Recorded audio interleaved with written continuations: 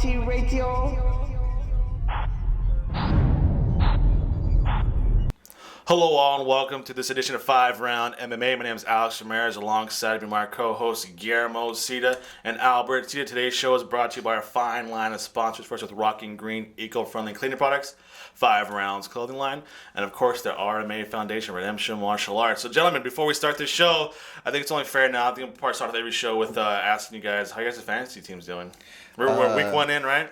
I'm like in 6 leagues. I think I went 3-3, so 3 wins, 3 losses. Albert? I'm in 4 leagues and I won 3 of them, so it's good. And the one I lost is one of those, like, I literally do not care. There's like no punishment, no reward for that league. It's a weak 8-man league, and I think the only reason I signed it is because I feel pity for the other guys, and I know if I wasn't in it, they wouldn't have a league.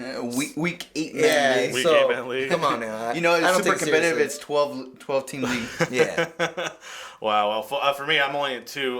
One's head-to-head and one's total points. I won my head-to-head one, and then I'm second place in total points. So this comes from I'm not a football fan at all. So. This guy went from baseball to football. Yeah. This basically was, hey, you want to play? All right, sure.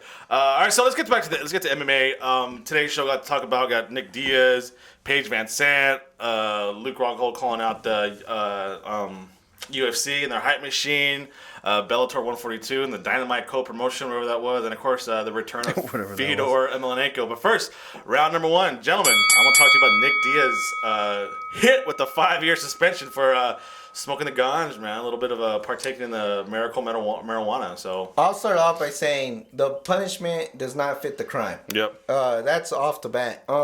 It sucks that it takes Nick Diaz to start this revolution, but hey, it is what it is. But yeah, the punishment doesn't fit the crime. There's no way you can argue to anybody that's somewhat even into MMA that someone that does a ban like steroids gets a year, and someone that does marijuana gets 5 years. It makes absolutely the crime does not fit the punishment. Anderson Silva and Nick Diaz both failed their post-fight drug test, right? One was marijuana. One was steroids. Well, you guys got to remember he has performance enhancing. He has failed multiple times due to marijuana before, so I mean, like, I think they took that into account. But to me, forget the drugs, forget the banned substance. I hate it when someone that has power, use a personal agenda, a personal grudge against a certain individual, just because it's not the yes answers that everybody else will give them, that they hand down these. I wouldn't even say like there's no like land of the law saying like if you fail this, if you do this, this is your punishment, and it's just like I'm gonna give you to the max that I'm allowed to give you because I don't like you, I don't like the answers you give, I don't like you're blowing me off, pleading the fifth, things like that. I think that personal agenda first of all needs to go away. So I know the commissioner for the Nevada State Athletic Commission, Skip Avancino, said this is pretty much a lifetime ban because Nick Diaz is 32, 5-year suspension in sports is that's pretty much it. Like you said, it seemed the whole thing. It sounds like he did it on purpose. Yeah, and wasn't it kind of weird? Like, wasn't the hearing aired on UFC Fight Pass? I don't know. Yeah. They aired. What is this, like C-SPAN? Like it looks like they knew. It's like this weird like. I think this is the 3rd time they do it. I think one of the first times was when John Jones and DC had their little hearing on the incident that happened when they did the face-off.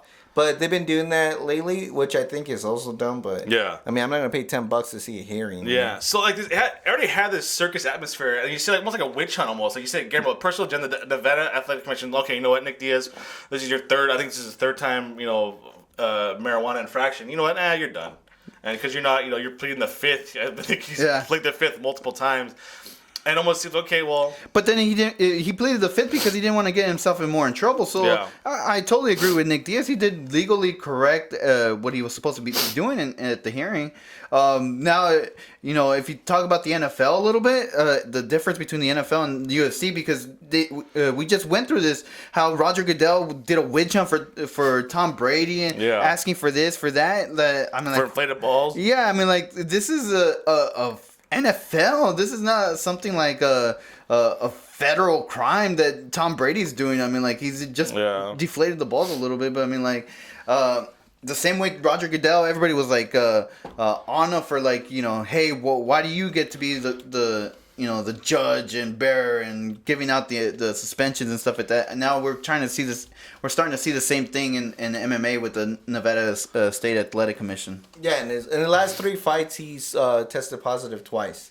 And so the last one was in 2012 and then currently. So I can see them trying to say, like, he the almost 3 strikes law. It's like, come on, you keep testing positive for it. But it just, what sucks is, like, this substance, I mean, there's no way you can really prove that this substance is an enhancer to your performance other than some kind of, like, recovery method, And to me, that's the annoying part. Like, it's like that if you're such a big and mighty commission, why don't you do some research and actually, fit the crime? I mean, I think it's justified to fine him like a certain amount, but for 5 years, and then who are they to take someone's livelihood like that? Even like it's almost like you said, like a lifetime ban. And I do appreciate that the other fighters kind of rallied around him and saying, like, we're not gonna fight Nevada, because that's true. There comes a point where people need to do, like, you know what, we're not gonna do it. Just because you say so doesn't mean we're all gonna do it. And I like that there's a lot of people that are refusing to fight Nevada. Yeah, a lot of big names. Ronda Rousey came out against this. So a lot of the bigger fighters are, behind Nick Diaz. There's the hashtag with Free Nick Diaz going around that week.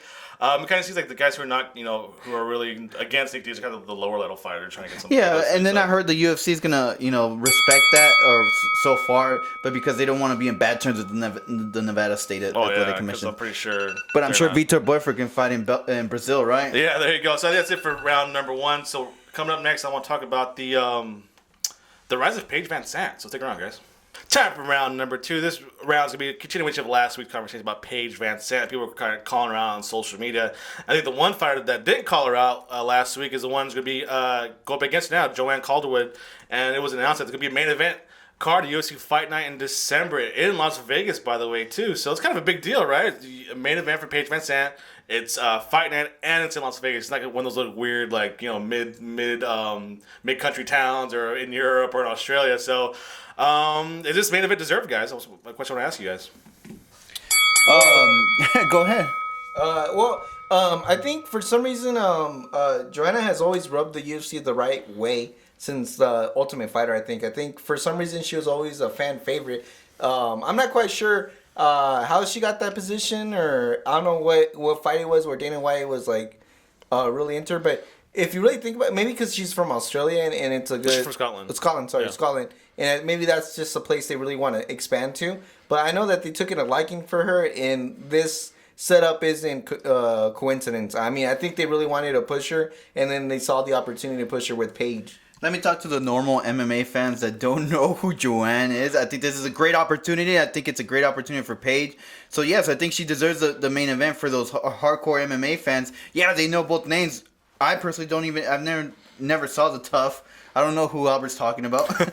But now they have both a platform in place where we will see that fight, and then we'll be introduced.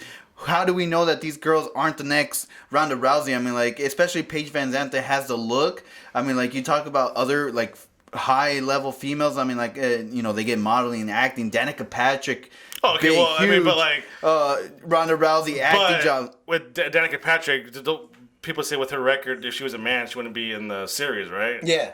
That's true, but I mean, she has a platform. Yeah. So I think with Paige, she's getting that platform to go into those levels, so not only in the sport. Because just to show you, even though Joanna won her last fight, she has lost in the UFC, and she's only been in the UFC for 3 fights. That's what I'm trying. But she is a favorite of Dana White. So, Joanne Calderwood is the toughest test for Paige Van Sant because she's spectacular stand-up skills.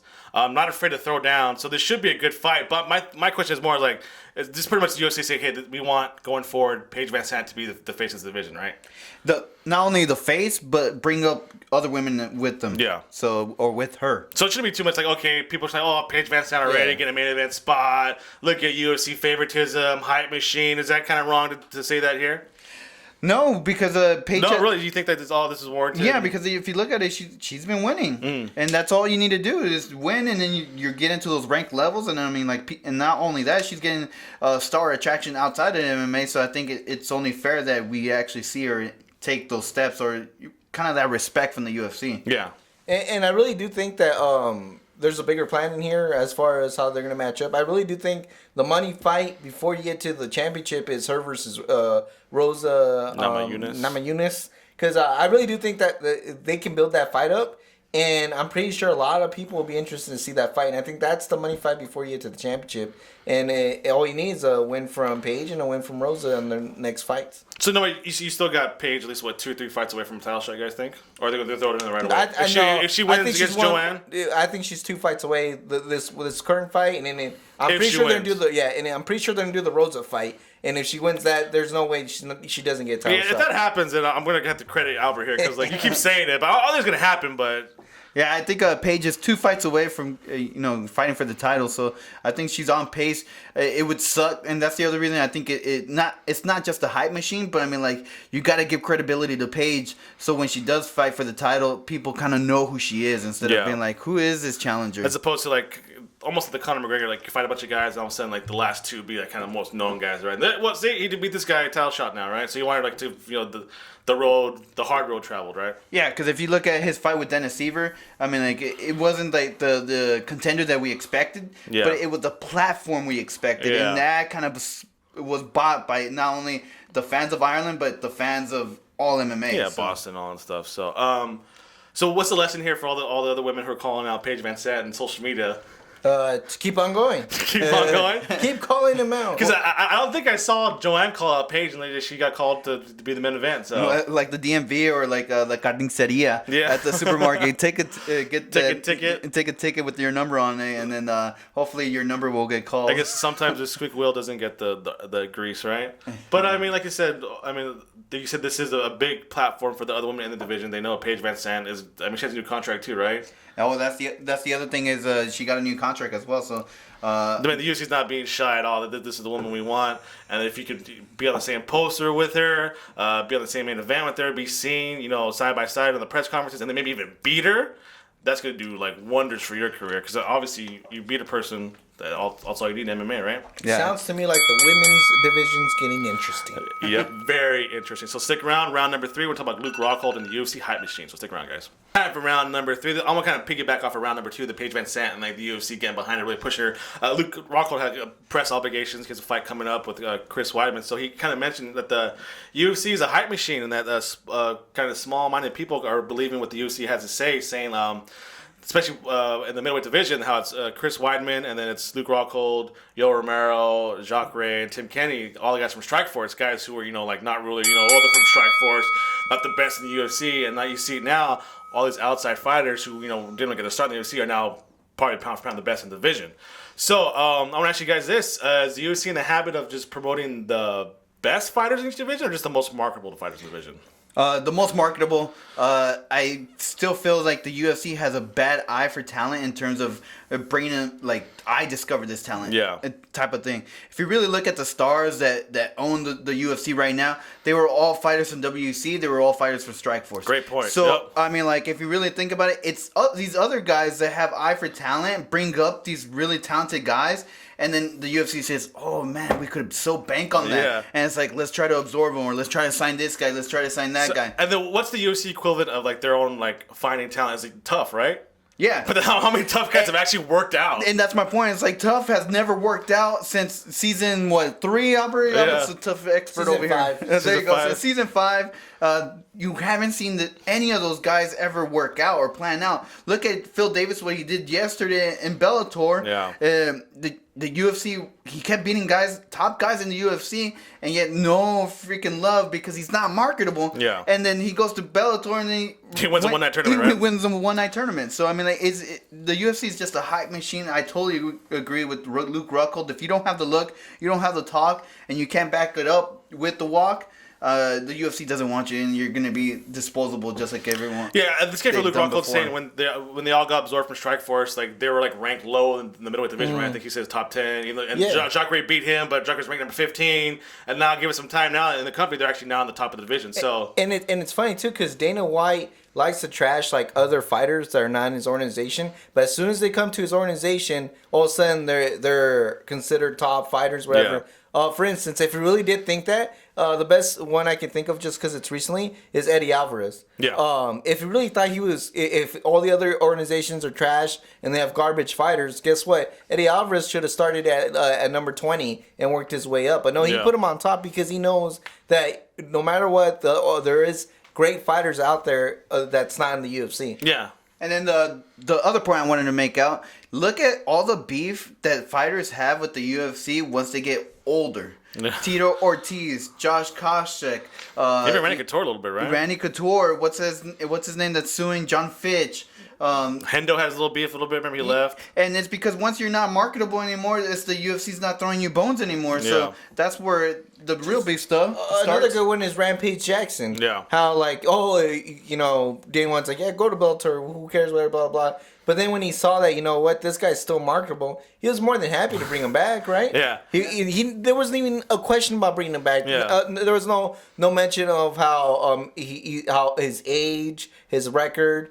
Is he even a title contender? No, he's a marketable We're guy. Throw him in there, battle it out, and we war. haven't seen any mention of it. So Yeah. basically, the UFC, like, Conor McGregor. Is Conor McGregor the best 145-pound fighter or the most marketable 145-pound He's right now the most marketable. We'll see if he's the best 145er Yeah. after he beats Jose Aldo. I mean, I thought it was unfair that he took Chad Mendes on 2-week notice. Yeah. Unfair for Chad Mendes.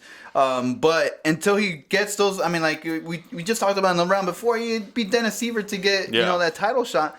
Until he beats Jose Aldo, Frankie Edgar, even faces Uriah Faber. I mean, then I'll nominate him as the best 145. Right now, it's Jose Aldo. You got Paige Van Sant too. Is she the best or is she the most marketable? Most marketable, and a good example is Mighty Mouse. I think if Dana White had hair, he'll be pulling his hair that his champion is Mighty Mouse right now, and he doesn't do himself justice because he would If put he had hair. if he really wanted to make Mighty Mouse marketable, he would set up these super fights. We finally got fighters that said, "Look, pay us and we'll fight. We don't care." He wants to fight TJ Dizzle, so TJ Dizzle said he'll fight Mighty Mouse.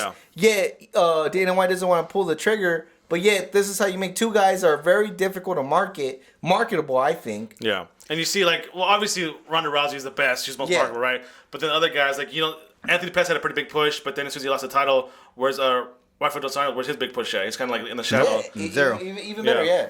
How does the ex-champion go from all these sponsorship to the current champion? I haven't even seen the guy. Yeah.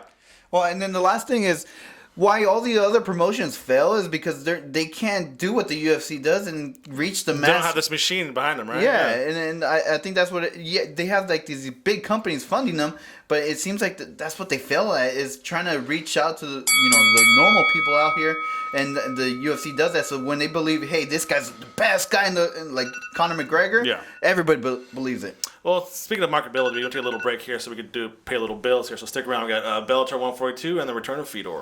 All right, welcome back. Thanks for sticking around. Time for round number 4. We're entering the championship round, so I wanted to give you guys a little more food for thought. Bellator 142, the Bellator/Dynamite co-promotion event, took place on Saturday. Just thoughts on it, Albert. You watched it, right? Yeah, I saw it from beginning to end. I liked it. I really did like it. I wish they would probably have one of these once a month, and then do just the regular Bellator cards in between. Yeah. But I liked it. I think it was a good. What do you call it? It was entertaining. Yeah. I think the bottom line is it was entertaining. Who cares who fought? Who cares? Isn't that kind of important? Yeah. But the fact that I was entertained, I think there's something there. So you think what to win for in this card wasn't worth, for the fighters or for the fans?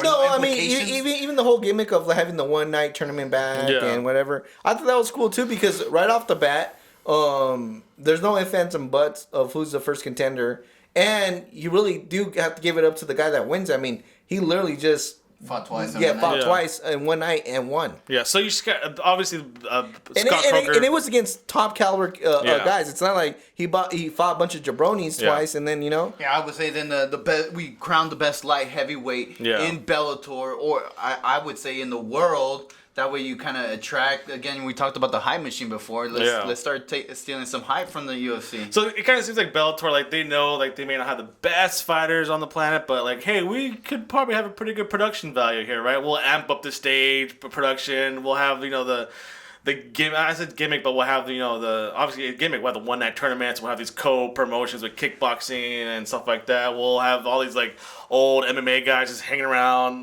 ringside, cage side. We'll have Randy Couture, Fedor, or was I think one of the Gracies were there. So it's kind of like we'll just have all these guys just hanging out with us. So it'd be kind of more of attraction than an actual sport, right? A sporting event. Well, it was a sporting event, but for ratings, you need attraction from the fans and you need attraction from the fighters. I mean, like, if you want to attract the best fighters in the world, I wonder if any of the UFC guys are like, man, if I had an entrance like that. I want fireballs coming out of the stage. And just to show you how massive this thing was, there was a total of like around 23 bouts that night. 23 bouts. And that's going for. I mean, if you went and watched this fight, I think you got your money's worth. I mean, you got to sit through a bunch of combat stuff, mixed up from kickboxing to MMA, and I really think it was almost like a WrestleMania. Yeah. It actually had that feel of a WrestleMania. Maybe the star power wasn't there. I mean, not to Phil Davis is an amazing athlete. Tito Ortiz has a name. That's all I'm gonna say about that. But I think if they just added a little bit more star power to it, oh man, this thing could have, blown off the roof. But for the most part, like I told you, that's the feeling I got. I was entertained, and I think the people that were there got their money's worth. The big winner of the night was Phil Davis, right? He won the one night tournament. He was the biggest. I think he overshadowed actually the guy that won that retained the light heavyweight belt. Yeah, Liam just McNeary. Because this was Phil Davis' debut. And not only did he win the tournament, now he's the number one guy for Bellator. I mean, he beat the former champion Malin Newton, and he beat former UFC standout Francis Cormon. So it's not like you said, he didn't get in a spectacular fashion. It wasn't like he grind out a decision either. Yeah. So, I mean, this is your boy. You're a Phil Davis fan, right? I love Phil You must be happy for the results, right? Yeah, I mean, like, we never, ever disputed how good Phil Davis is. Even in the UFC, he beat top caliber guys. Yeah. It was, the problem was, is he marketable to be the champion? That was the problem with the UFC. That's why they never gave him the championship fight that he deserved. He got the number one contendership in the UFC. So, I just think in the Bellator, he has a platform, or at least, hopefully now, he'll fight for the championship. Maybe learn how to work the mic a little bit more. And he doesn't even need to do that. I mean, just the hype machine just needs to get behind Phil Davis. I think he's marketable. I love the pink. I don't know why no one likes the pink. So I Makes think him stand out. And I mean, like, if he has like a walk to the cage, maybe some boa stuff. Do a robe, maybe a Ric Flair robe, something like that. I think that would sell perfectly, and you don't even need a mic. Albert, you say something? And it was interesting you mentioned about the whole mic skills. He actually made an effort to show more character and to have more time on the mic. He actually did. I think he went out of his comfort zone and was really trying to promote himself. Yeah. I really did feel that, and I think he did a good job as far as being the mic. He was kind of doing everything like lighthearted and being funny, which I think he did gain a lot of fans that night. But I'm telling you, for the most part, it was good. It was a day. And what I do want to find out is how they did the pay system. I wonder if Phil Davis got paid whatever his regular fee is. Plus just, 2 win bonuses? Just 2 win bonuses. I'm really interested to see how they got paid too. So along with Phil Davis being the star, there's another star of the show, I guess. A big announcement was made, but we'll talk about the next round. So stick around. Time for round number 5, the final round of today's show. Bellator 142, they had a major announcement, rumors, speculation that Fedor signed with Bellator, the funny part maybe? Have no associate with Bellator. Let's get this straight. Yeah, and it's funny that throughout the whole night, they're like, we have a huge announcement. Spike TV has a huge announcement. There will be a huge announcement. For Spike TV. Yeah, and the funny part is, just to show you even more that this wasn't a Bellator signing, Scott Crooker didn't make the announcement. He was there up in cage side, but they let the guy, the ex-owner of Pride, do the announcement because I'm pretty sure he's going to be the promoter promoting this in Japan. And so Scott Crooker didn't even mention that. He didn't say one word. Fedor is going to fight with New Year's Eve, New Year's Day. New Year's Eve. And the president of Spike had to do more of the talking. So that even shows you something there So too. he's going to fight New Year's Eve in Japan for a co-promotion between his promotion, whatever it was, or M1, right? M1. and then something else in Japan, and then it's going to air on Spike TV, right? So he's not going to fight in MMA in the United States anytime soon. So this was for what, Guillermo? What was the point of this? Who The whole point cares? is that we have a fighter that wants to control everything. Yeah. I mean, like, it just sounds... Why sign with all these... the UFC? Dana White has full control. Why sign with Bellator? Bellator has full control. Let me sign with Spike, and I'll deliver for Spike. The ratings that they want, everything... just on my name alone. That's pretty much what it sounds like to me. Let me pick my opponents. Let me pick my opponents. Let me pick the stage. Let me pick. He has full control. It really sounds like boxing a little bit if you think about it. Like Money Mayweather, Golden Boy Promotions, things like that. Like they're associated with these companies like HBO, Showtime, but they're in full control of what's going on at the ring, at the arena, everything like that. I'm almost amazed that there is like a market for Fedor, right? Like with the social media blow up, like Fedor's like fighting again. Keep in mind, it's the same market that was hyped about that TRT's main event. Well, the other thing too is that there's a reason why he probably wants to go to Japan. He's beloved in Japan. Yeah. If he were to have a card in Russia, he would be beloved in Russia as well. Had he come to Bellator or to UFC, he might have not had the biggest market, because he would have been fighting in the United States, and people already forgot him, and it's long ago before he had a... Casual fans. Casual fans will be like, who's this guy? Yeah, he was good, what? Yeah.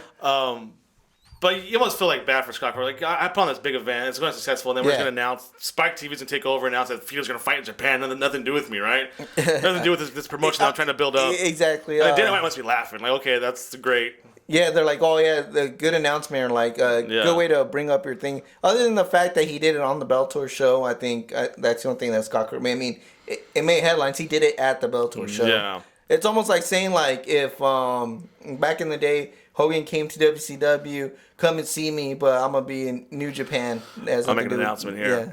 I mean, it's like we'll see. I mean, it's the same old Fedor, right? Even though it feels like that's something WCW would do. It does. Same old Fedor. I'm gonna pick the location. I'm gonna pick the time. I'm gonna pick my opponent, and just come watch me. I'm 38 years old. Come watch me. Yeah, fight. that's the other thing I was actually looking at is his age. I mean, like Albert just before we even did this round, he said it's a 2-fight contract with Spike. That's gonna air with on Spike, but it's only 2 fights. So I mean, like. If those 2 fights were like, let's say, Cain Velasquez Jr. Dos Santos, oh my goodness, would that sell? Well, that'd be the UFC. Yeah, he'd probably lose both of them. Yeah, I know, but that's the other thing is I'm sure he doesn't want to go out in the losing.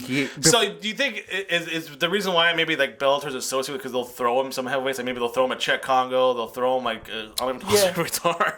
don't be surprised if you see Randy Couture versus Fedor. No, don't be surprised. That's not gonna happen. Don't be surprised. That's not gonna happen. And you know what? Maybe the biggest thing is maybe you just kind of give me an idea that they're probably using Bellator as here are a list of opponents you can choose from that we can send over to market over there in that Japan card. So I think that's a good idea. I think Randy Couture versus Fedor will make headlines. So I'm telling you, and it's the same crowd that still into Fedor will be hyped over that Randy Couture fight. Trust me. I mean, yeah, true, but I'm just saying, what's the point of it? I mean, like, no, yeah, and I agree. What's the point of Fedor even fighting? Yeah, is a better question. I mean, Bellator has been pretty leading the market in bringing in Russian fighters, but you think they can put a Russian fighter against Fedor, like a young one? Like their champion Vitaly Mikhonov is 15-0, but I don't think they want to risk. You know what I mean?